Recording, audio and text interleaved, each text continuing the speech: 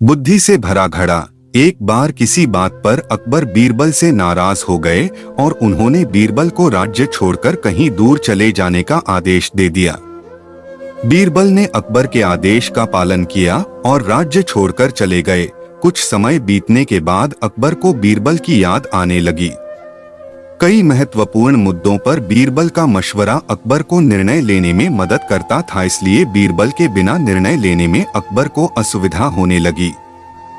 आखिरकार उन्होंने अपने सैनिकों को बीरबल को ढूंढने के लिए भेजा।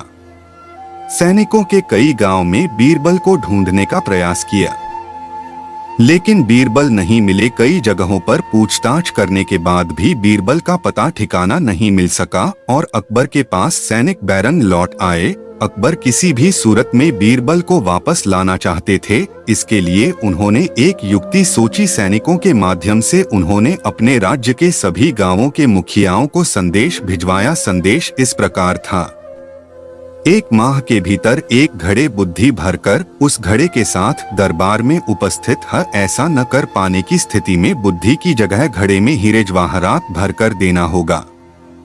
अकबर का ये संदेश सैनिकों द्वारा गांव-गांव में प्रसारित किया गया। एक गांव में बीरबल भेष बदलकर एक किसान के खेत पर काम किया करते थे।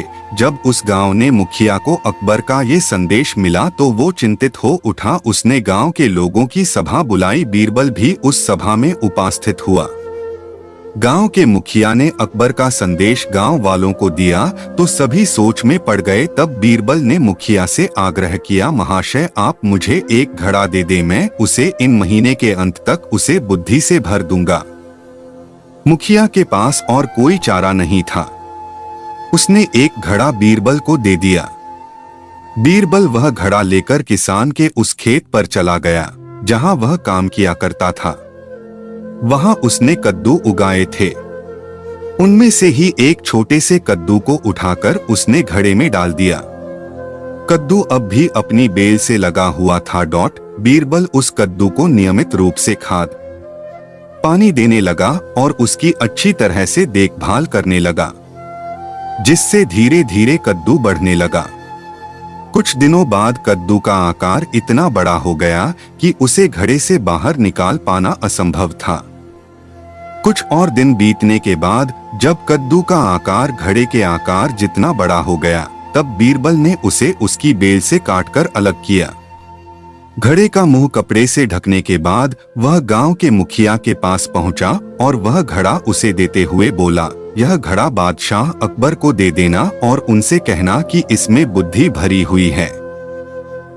उसे बिना काटे और इस घड़े को बिना फोड़े उसे निकाल लीजिए। मुखिया बादशाह अकबर के दरबार पहुंचा और उसने अकबर को घड़ा सौंपते हुए वैसा ही कहा जैसा बीरबल ने उसे कहने के लिए बोला था। अकबर ने जब घड़े के ऊपर से कपड़ा हटाया और उसमें झांककर देखा तो उसमें उन्हें कद्दू दिखाई दिया। वे समझ गए कि इतनी दूर की सोच सिर्फ बीरबल की ही हो सकती है। पूछने पर मुखिया ने बताया कि यह उसके गांव के एक किसान के खेत में काम करने वाले व्यक्ति ने किया है।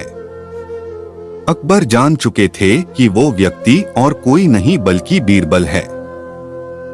वे तुरंत मुखिया के गांव गए। वहां किसान के घर जाकर बीरबल से मिले और उससे माफी मांगकर वापस दरबार में ले आए। तो दोस्तों, इस कहानी से हमें ये सीख मिलती है कि हर समस्या का कोई न कोई हल अवश्य होता है। तो ये कहानी आपको कैसी लगी? वीडियो अच्छा लगा तो वीडियो को लाइक करें और चैनल को सब्सक्राइब जरूर करें। मिलेंगे और एक नई मजेदार कहानी के साथ।